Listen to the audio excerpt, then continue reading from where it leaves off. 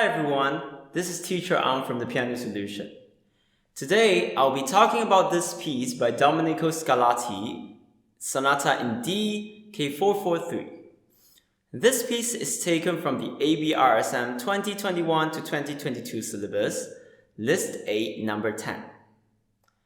First off, this piece is marked as allegro, which means fast, and generally speaking, this piece should be played in a light and bouncy tone, which can be heard clearly in the repeated notes from the opening section.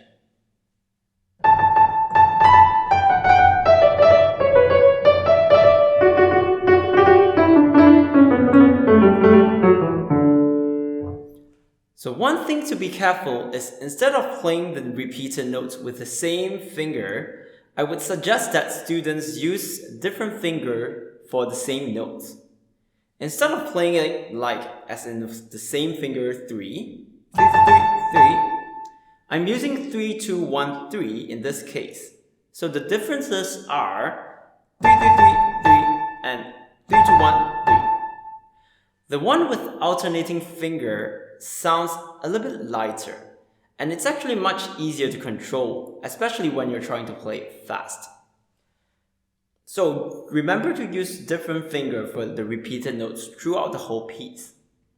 The second thing is, as a very typical Baroque period composer himself, Scarlatti uses a lot of ornaments like these, which I believe that this is most probably one of the very first few things you noticed throughout the whole piece. The ornaments here has to be played very clearly, and the fingering that I'm using for the first few moderns are 2, 3, 1, 2, 4, 3, and 2, 3, 1, 2, 3, 1. And for the left hand F sharp, I'm using 3, 1, 2, 3, 1, 2, 3, 2, 1, and 3, 2, 1. And if we put everything together, and you will get something like this.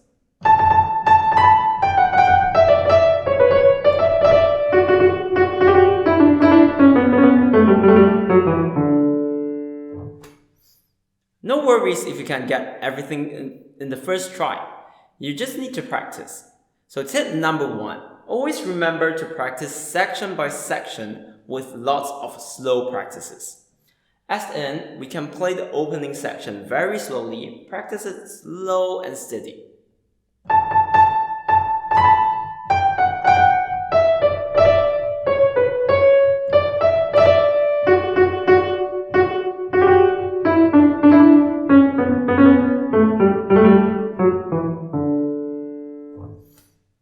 Practice a few more times in a slow tempo until you get comfortable with the tempo that you're playing.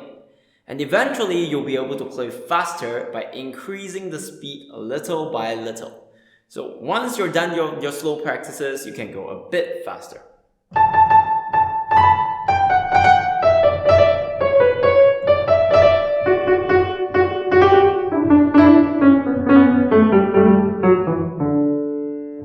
Next, I would like to look at bar 42 to 43 and 46 to 47.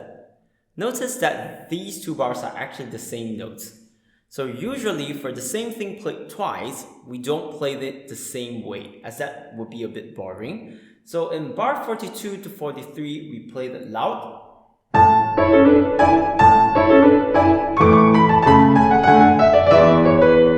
And bar 46 to 7, we play that softer, as in like an echo effect. So this echo effect applies to bars 96 to 7 and 100 to 101 as well. So if you put them together, the first time you play that loud,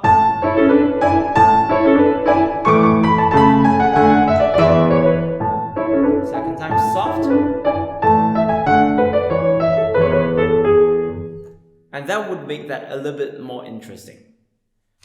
Next, on to bar 59 to 69, I just want to point out one thing, that in bar 59 to 69, there are actually 3 sequences. So sequences are actually notes that moves in the same direction, but just repeated higher or lower. So the first sequence is a bar 59 to 60. We play this.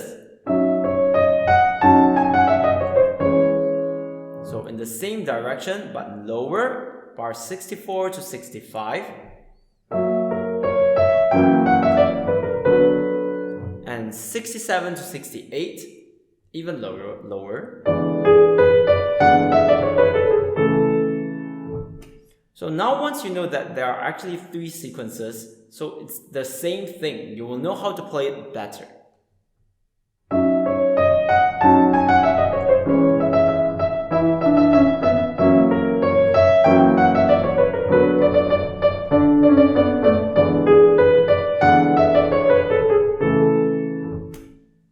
So it's important when you're learning a new piece to always take note of the structure, as in how the notes relate to each other and how can you make them sound more meaningful. Lastly, another place to take note is actually bar 76 to 79.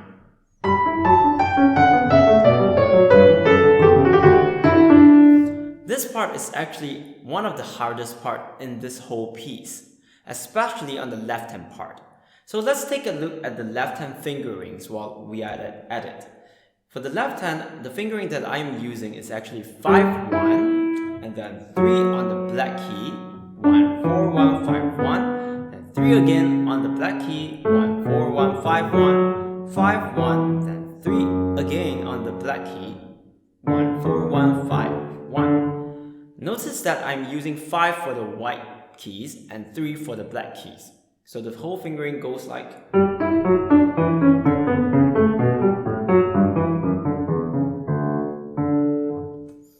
So the left hand run here is very hard. It's very easy to get it wrong if you don't practice this carefully. So here comes tip number 2. You can practice this hand separately.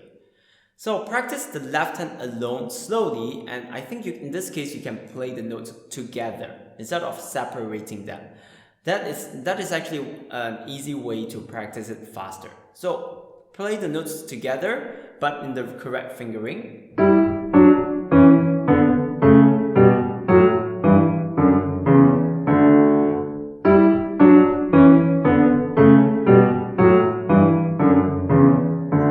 So repeat this until you get a hang of the fingering and the notes, and then you can try and see if you can separate the notes.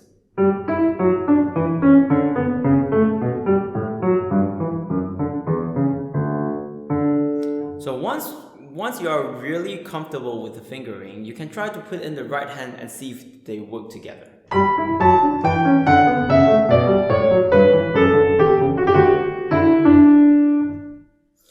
So this part is actually hard, so remember to practice it slowly and hands separately.